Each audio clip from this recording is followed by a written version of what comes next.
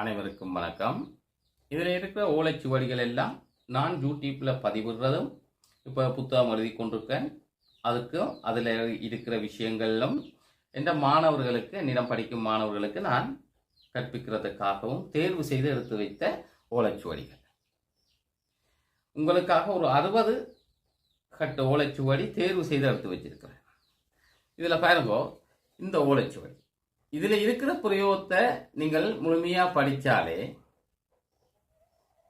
சிறப்பான மாந்திரிகர் ஆவீர்கள். மகாபாரத காலத்தில் பயன்படுத்தப்பட்ட நாகாஸ்திரம், பிரம்மாஸ்திரம், பாசுபதாஸ்திரத்தை பற்றியான உண்மையான மந்திரங்களோட பிரயோகிக்கும் முறைகளோடு இருக்கிற ஓலைச்சுவடிகள். இதுவும் ஒரு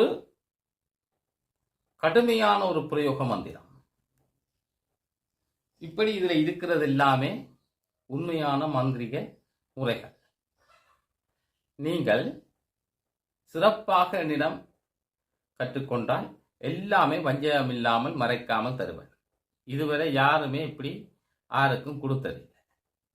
எனக்கு மறைக்க வேணும் என்று இல்லை. எந்த முப்பாட்டனார் வழியாக வந்த ஓலைச்சுவடிகள் 1934ஆம் ஆண்டு எழுதப்பட்ட ஓலைச்சுவடிகளும் அதற்கு முற்பட்ட ஓலைச்சுவடிகளும் தான் இதில் இருக்கு. என்னிடம் கற்றுக்கொள்பவர்களுக்கு சிறப்பாக நான் எல்லாமே சொல்லித் தருவேன். எல்லாம் கற்றுக்கொள்ளலாம்.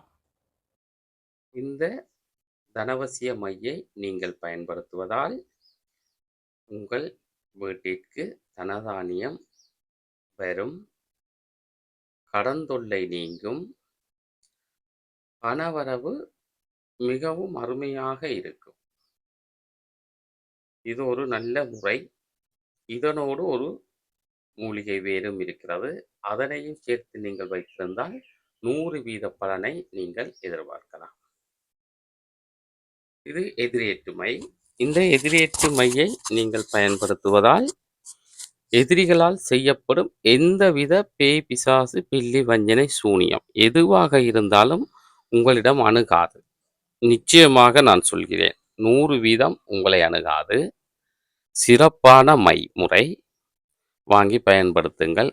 நீங்கள் இதை பரிசோதனை செய்து பார்க்கலாம். யாருக்கும் பேய் பிடித்திருந்தால் அல்லது வேறு தேவதை பிடித்திருந்தால் இந்த மையை கொண்டு சென்று அவர் நெற்றியில் வைத்தால் அவரை விட்டு அந்த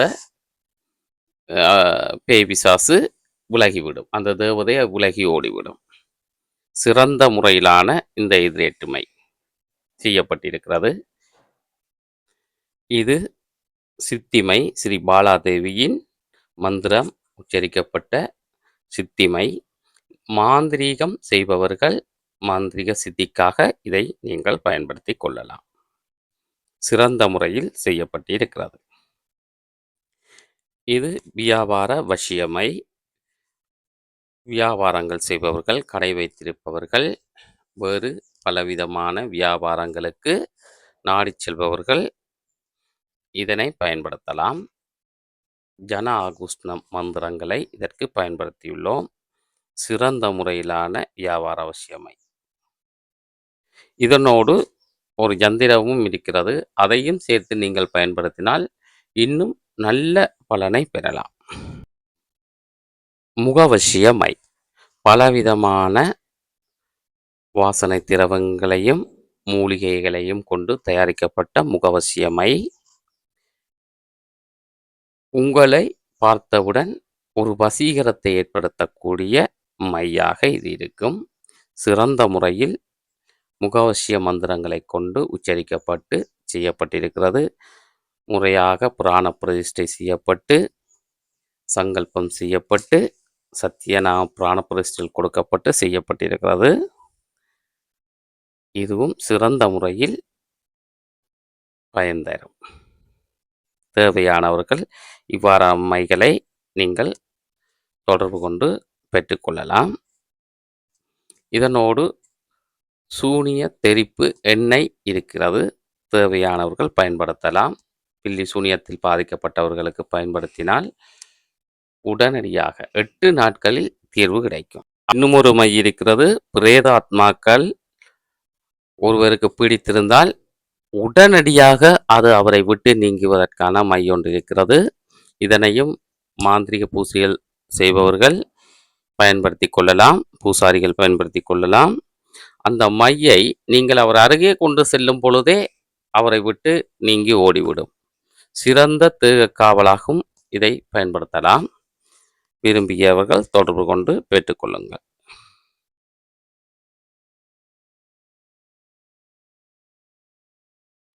இந்த ஆஞ்சநேயர் காவலை வைரவன் ஆலயம் வைத்திருக்கும் இடம், அதாவது ஒரு காணியில் வைரவனை வைத்து வழிபட்டாலோ காளியை வைத்து வழிபட்டாலோ காணிக்கு ஆஞ்சநேயர் காவல் செய்யக்கூடாது.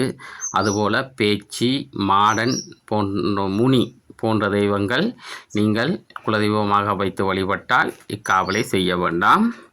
அதுபோல் உடல்கள் எரியூட்டப்படும் மயானம், அந்த புகை பரவும் இடங்களுக்கு அருகில் இருக்கும் காணிகளாக இருந்தால் இந்த ஆஞ்சநேயர் காவல் நீங்கள் செய்ய வேண்டாம். ஏனென்றால் அது அவரை அவமதிப்பது போன்றதாகும். வைரவனுக்கும் ஆஞ்சநேயருக்கும் ஆகாது என்பதால் நீங்கள் வைரவனை வழிபடும் இடங்களில் இக்காவலை செய்ய வேண்டாம். அத்தோடு தூமாவதி மூதேவி என்னும் தெய்வம், இதை வழிபடுபவர்களுக்கும் இந்த காவல் நீங்கள் செய்து கொடுக்க வேண்டாம். அவ்வாறான இடங்களிலும் நீங்கள் செய்ய வேண்டாம். அத்தோடு நித்த தீட்டோடு இருப்பவர்கள், வைத்தியசாலையில் பணிபுரிபவர்கள், நித்த தீட்டென்றால் சுடலையில் பணிபுரிபவர்கள், இவ்வாறானவர்களுக்கும் அவர்கள் குடியிருக்கும் இடங்களுக்கும் இந்த காவல் செய்ய வேண்டாம். ஏனென்றால் இது ஆதி அனுமானை கொண்டு செய்யப்படும் ஒரு காவல் பிரயோகம். அவரின் சாபத்துக்கு உள்ளாக வேண்டியிருக்கும். அவருக்கு தீட்டுகள் ஆகாது. அசைவம், பெரிய மாட்டிறைச்சி, பண்டிறைச்சி போன்றவை ஆகாது. இவற்றுக்கேற்றாற் போல நீங்கள் செய்து கொள்ளுங்கள். மற்றும்படி எந்த ஒரு இடமாக இருந்தாலும் மிகவும் சிறப்பான காவலாக இந்த காவல் அமையும். அதுபோல் கடைகளுக்கு நீங்கள் செய்யும்போது அதுகளை அவதானித்து பார்த்து தீட்டுகள் வராத சில இடமாக பார்த்துத்தான் நீங்கள் செய்ய வேண்டும். ஆஞ்சநேயரில் அனுமான் பல அனுமான்கள் இருக்கின்றன, அசுரகுலத்திலும் இருக்கிறது. ஆகவே அதுகளுக்கேற்றவாறு தான் நீங்கள் மந்திரத்தை பிரயோகிக்க வேண்டும். நான் இப்பொழுது பதிவிடப் போகும் இந்த பதிவு ஆதி அனுமானாகிய ஆஞ்சநேயரை குறிக்கும். ஆகவே கவனமாக செய்யுங்கள். மந்திரத்தை பார்ப்போம். ஓம் ஆம் அங் அம்மையானை வாசி வாசி உச்சாடு உச்சாடு உள் உலாவி கட்டு இன்னார் காணிக்குள்ளும் வீட்டினுள்ளும் எவ்வித வியாதிகளும் சர்வபூத பிரேத பசாசுகளும் பெல்லி வஞ்சனை சூனியங்களும் வராமல் அனுமந்தமூர்த்தி ஆஞ்சனாதேவியானை வளைய உச்சாடி உள்ளுலாவி கட்டு கட்டு நில் நில் நாராயணன் ஆணை கட்டி நில் நில் ஸ்வாகா. இதுதான் மந்திரம். சிறப்பான மந்திர பிரயோகம். சரியான முறையில் நீங்கள் செய்ய வேண்டும். வளர்பிறையில் புதன்கிழமை அல்லது வியாழக்கிழமை இந்த பூசையை நீங்கள் ஆரம்பிக்கலாம். இரவு 9 மணிக்கு பிறகு ஆரம்பிப்பது மிகவும் நல்லது. முதலில் குரு பூசை செய்து கொள்ளுங்கள். பிறகு விக்னேஸ்வர பூசை செய்து சங்கல்பம் செய்து கொள்ளுங்கள். அதன் பின்னர் மந்திரத்தை சாப நிவர்த்தி செய்ததற்கு பிறகு நீங்கள் ஜந்திரங்களை எல்லாம் எழுதி வைத்து கொள்ளுங்கள். சாப நிவர்த்தி செய்யும் பொழுது மந்திர ஜந்திரம் சாபம் நீங்கணும் என்று செய்து கொள்ள வேண்டும். இதற்கு படையலாக நைவேத்தியமாக நீங்கள் வைக்க வேண்டிய பொருட்களை கூறுகிறேன். ஜந்திரத்திற்கு சாந்து, சவ்வாது, சந்தனம், பச்சை கற்பூரம், குங்குமப்பூ இவ்வளவும் ஒன்றாக அரைத்து ஜந்திரங்களுக்கு பூசிக்கொள்ள வேண்டும். அதன் பிறகுதான் யந்திரத்துக்கு பிராண பிரதிஷ்டை நீங்கள் கொடுக்க வேண்டும். சாம்பிராணி போட வேண்டும். வாழைப்பழம், பலாப்பழம், தேசிப்பழம், கொவ்வைப்பழம், காஞ்சூரப்பழம், மாதுளம்பழம், பணியாரம், அரிசி மாவில் சுட்ட பொரித்தெடுத்த எண்ணெயில் வறுத்தெடுத்த பணியாரம், பால், செவ்விளநீர், வெல்லம், நாட்டு வெல்லம் வைக்க வேண்டும், நாட்டு சர்க்கரை, தேங்காய் உடைத்து வைக்க வேண்டும், சீந்தில் பழம், இவ்வாறு வைக்க வேண்டும். எல்லாம் தனித்தனியாக ஒரு 5 எல்லாவற்றிலும் எடுத்து 5 பகுதிகளாக பிரித்து வைத்துக்கொள்ள வேண்டும். 4 மூலைக்கும் வைக்க வேண்டும். பூசை செய்யும் பொழுதே வைக்க வேண்டும். நீங்கள் பூசை செய்யும் இடத்து 4 மூலையிலும் வைக்க வேண்டும். நீங்கள் பூசை செய்யும் படையலாகவும் நடுவிலும் வைக்க வேண்டும். பொங்கல் பொங்கி நடுவில் நீங்கள் படையலாக வைக்க வேண்டும். பொங்கலும் 4 மூலையிலும் வைக்க வேண்டும். அதாவது ஒரு வாழை இலையில் நான் சொல்லியவாறு நீங்கள் வாழைப்பழம், பலாப்பழம், தேசிப்பழம், கொவ்வைப்பழம், காஞ்சூரம்பழம், மாதுளம்பழம், பணியாரம், பால், இளநீர், நாட்டு சர்க்கரை, தேங்காய் ஒன்று உடைத்து வைக்க வேண்டும், சீந்தில் பழம், பொங்கல், சிவந்தப்பூ, இவ்வளவும் வாழை இலையில் 4 வாழை இலையில் எடுத்து வைக்க வேண்டும். பால் தனியாக ஒரு பித்தளை பாத்திரத்தில் வைக்க வேண்டும். 4 மூலைக்கும் இவ்வளவும் தனித்தனியாக ஒவ்வொரு வாழை இலையில் வைக்க வேண்டும். நடுவில் நீங்கள் பூசை செய்யும் பொழுது நடுவில் நீங்கள் பிரதிஷ்டை நீங்கள் ஆவாகனம் செய்யும் ஆஞ்சநேயருக்கு நடுவிலும் வைக்க வேண்டும். சரியாக புரிந்து கொள்ளுங்கள். மொத்தமாக நீங்கள் 5 படையல் வைக்க வேண்டும். 4 மூலையிலும் நடுவிலும், அதாவது விளக்குக்கு முன்னாலும் வைக்க வேண்டும். ஒவ்வொரு யந்திரத்திற்கும் நீங்கள் அரைத்த சாந்து, செவ்வாது, சந்தனம், பச்சை கற்பூரம், குங்குமப்பூ எல்லாம் சேர்த்து அரைத்த அந்த கந்தத்தை நீங்கள் ஒவ்வொரு யந்திரத்திற்கும் பூசும் பொழுதும் ஓம் ஆதி சிரிங்க பரம அனுமந்தா கெந்தம் நம என்று சொல்லி பூச வேண்டும். நைவேத்தியம் வைக்கும் பொழுது ஓம் ஆதி ரீங்க அமிர்தம் அமிர்த நைவேத்தியம் ஆய ஆதி நம என்று வைக்க வேண்டும். பிறகு ஓம் உம் ஆம் ஆம் பாவா ஆதி பாவா ஜெய வீர சண்டா பாவா ஆதி சிவா என்று நீங்கள் 108 தடவை உச்சரிக்க அவர் ஆதி ஆனுமான் அவ்விடத்தில் உங்கள் பூசையை ஏற்று வருவார். அதன் பிறகு நைவேத்தியமெல்லாம் சரியான முறையில் நீங்கள் கொடுத்ததுக்கு பிறகு வணங்கிய பின்னர் நான் முன்கூறிய மந்திரத்தை நீங்கள் உச்சரிக்க வேண்டியது. நீங்கள் 1008 படி உச்சரிக்கலாம்.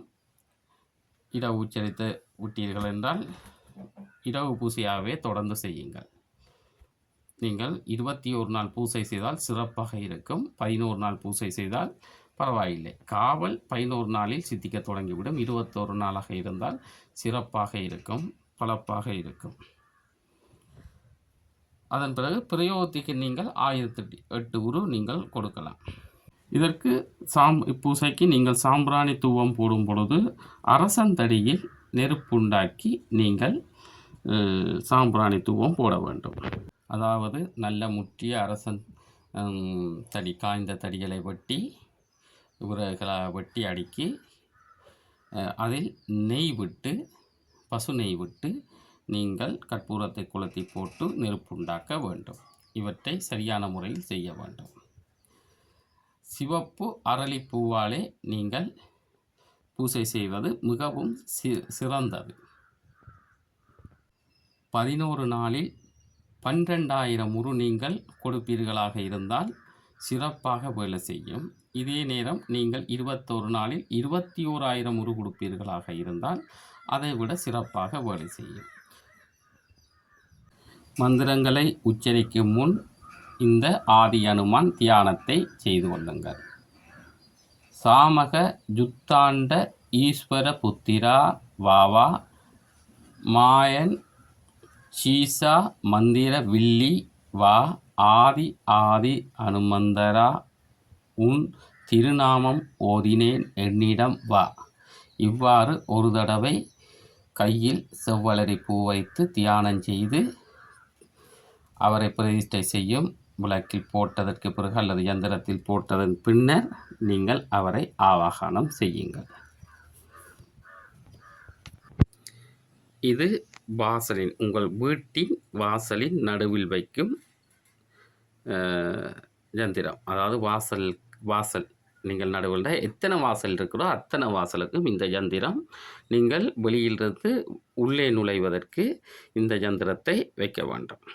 வாசலில் நடுவில் புதைத்தாலும் சரி அல்லது மேலே கட்டினாலும் சரி, ஆனால் நடுவில் இருக்க வேண்டும். அதுபோல் இந்த யந்திரத்தை நீங்கள் உங்கள் காணிக்கையிலும் உங்கள் வெளியிலிருந்து வீதியிலிருந்து உள்ளே வருவதற்கு இருக்கும் அந்த கேட்டில் உள்ளே வரும் பாதையிலும் நீங்கள் வைக்க வேண்டும். அது எத்தனை பாதை இருந்தாலும் அத்தனை பாதைக்கும் வைக்க வேண்டும். வீட்டுக்குள் செல்லும் பொழுது எத்தனை வாசல் இருக்கிறதோ அத்தனை வாசலுக்கும் இந்த யந்திரத்தை தான் நீங்கள் வைக்க வேண்டும். நீங்கள் 2 முறை இருக்கிறது. சரியான முறையில் உடல் கட்டு செய்து கொள்ளுங்கள். இடப்புறம் சுற்றி வெட்டினால் வலப்புறத்தால் காவல் வைக்கலாம். அல்லது நீங்கள் சுற்றி கொண்டு வரும் பொழுதே ஒவ்வொரு இடமாக காவலை வைத்து கொண்டு வந்துவிட வேண்டும். யந்திரம் எல்லாம் எழுதி பிரதிஷ்டையெல்லாம் செய்துவிட வேண்டும், வைத்து கொண்டு வந்துவிட வேண்டும். அதன் பிறகு அதாவது அந்த இடத்தில் வைக்க வேண்டும். பிறகுதான் நீங்கள் காவலுக்கு மடை வைத்து செய்ய வேண்டும். அதாவது பழம்பாக்கு வெத்திலை எல்லாம் ஒவ்வொரு காவலுக்கும் நீங்கள் பழம்பாக்கு வெத்திலை ஊதுபத்தி கற்பூரம் வைத்து அதுக்கு நீங்கள் சாம்பிராணி எல்லாம் காட்டி அதன் பிறகுதான் அந்த இடத்தில் மந்திரம் சொல்லி நீங்கள் காவலை வைக்க வேண்டும். ஓம் சந்திரபிறை முடி சந்திரசேகரன் விந்து விட்புதல்வா நில் நின்று நான் நினைத்த இடத்தில் காவலாய் பணிவிடை செய்யவே என்று சொல்லி நீங்கள் காவல் வைக்க வேண்டும். இது காணியின் மத்தியில் வைக்க வேண்டும். இந்த காவல் காணியில் மத்தியில் வைக்கும் காவல். சரியாக பார்த்து கொள்ளுங்கள். உங்கள் கேட்டுக்கும் வாசலுக்கும் முதல் காவல். இது உங்கள் காணியின் மத்தியில், வீடு எந்த இடத்தில் இருப்பதல்ல, காணியின் மத்தியில் நீங்கள் வைக்க வேண்டும். தேவை என்றால் இதில் 2ஆக எடுத்து ஒன்று காணியின் மத்தியில் வைத்து வீட்டுக்குள்ளும் நீங்கள் உங்கள் சாமி படம் இருக்கும் இடத்திலும் இந்த காவல் வடக்கு திசையில் நீங்கள் வைக்க வேண்டும். கவனித்து கொள்ளுங்கள், சரியாக புரிந்து கொள்ளுங்கள். ஒவ்வொரு காவலுக்கும் நீங்கள் வெற்றிலை பாக்கு பழம் கற்பூரம் தேங்காய் உடைத்துத்தான் நீங்கள் அந்த இடத்தில் காவல் வைக்க வேண்டும். இந்த மந்திரம் சொல்லி மந்திரத்தை திரும்பவும் நான் கூறுகிறேன். ஒவ்வொரு இடத்திலும் காவல் வைக்கும் பொழுதும் நீங்கள் ஓம் சந்திர பிறை முடி சந்திரசேகரன் விந்துவிட் புதல்வா நில் நின்று நான் நினைத்த பணிவிடையாக இவ்விடத்தில் காவலாய் நிற்கவே ஸ்வாகா என்று கூறி நீங்கள் சரியான முறையில் உச்சரித்து கணக்காக தேவையில்லை, 3 தடவை உச்சரித்தாலே போதும். இவ்வாறு கூறி நீங்கள் காவலை வையுங்கள். அடுத்த காவல் இது கிழக்கு திசையில் வைக்கும் காவல். இது தெற்கு திசைக்கு வைக்கும் காவல். இது மேற்கு திசைக்கு வைக்கும் காவல். ஒவ்வொன்றையும் சரியான முறையில் புரிந்து செய்யுங்கள். ஒவ்வொரு காவலுக்கும் நீங்கள் வெற்றிலை பாக்கு பழம் தேங்காய் கற்பூரம் சாம்பிராணி பூவை காட்டி நீங்கள் வைக்க வேண்டும். கிழமையில் ஒரு தடவையாவது நீங்கள் இதற்கு வெற்றிலை பாக்கு பழம் தேங்காய் கற்பூரம் சாம்பிராணி பூவை காட்ட வேண்டும். அல்லாவிட்டால் மாதத்தில் ஒரு தடவையாவது செய்யுங்கள் இந்த காவல்கள். ஏனென்றால் பல தீட்டுகள் அசைவ உணவுகள் பாவிப்பவர்களாக இருந்தால் காவலாக இருக்கும் தேவதைகளுக்கு தொந்தரவு வரக்கூடாது. நாங்கள் எவ்வாறு காவலுக்கு மரியாதை கொடுக்கின்றோமோ அவ்வளவு அவர்களும் எங்களுக்கு பலமாக நின்று வரும் சத்துருக்களையும் எதிராக வரும் தேவதைகளையும் விரட்டி அடிப்பார்கள். எல்லாம் உங்கள் காவல் காசு கொடுத்து அல்லது பணம் நாங்கள் செய்து விட்டோம் என்று அசம்பந்தன போக்கில் இருக்க வேண்டாம். அவர்கள் என்றென்றும் அவர்களுக்குரிய மரியாதையை நீங்கள் கொடுங்கள். அவர்களாலே நீங்கள் பாதுகாப்போடு வாழ்கின்றீர்கள் என்பதை மனதில் நிறுத்தி கொள்ளுங்கள். எமது சிறப்பு மிக்க இந்து மதத்தின் மகத்தான கலையான மாந்திரீகம் பற்றி நீங்களும் அறிந்து கொள்ளுங்கள். பதிவு பிடித்திருந்தால் லைக் செய்யுங்கள், ஏனையோருக்கும் ஷேர் செய்யுங்கள். தொடர்ந்து வரும் இதுபோல பல பதிவுகளை நீங்கள் பார்க்க வேண்டுமாக இருந்தால் சப்ஸ்கிரைப் செய்யுங்கள். நன்றி, வணக்கம்.